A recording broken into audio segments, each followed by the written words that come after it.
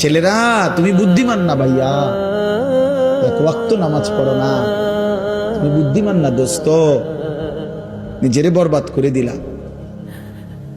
365 দিনের একটা বছরে কোনোদিন ফজরের নামাজ কোনোদিন পড়ো না। আহা, কেমনে এত বড় নাফরমান মুসলমান হল।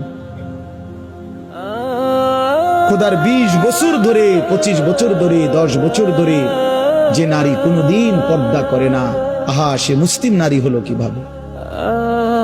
সে মুসলমানের মেয়ে হলো কেন? যে মেয়ে পরের ছেলের সাথে, পরের পুরুষের সাথে অবৈধ সম্পর্ক করে, হারাম সম্পর্ক করে, ওই অসভ্য নির্লজ্জ বেহায়া নারী সে মুসলমানের মেয়ে হয় কেন?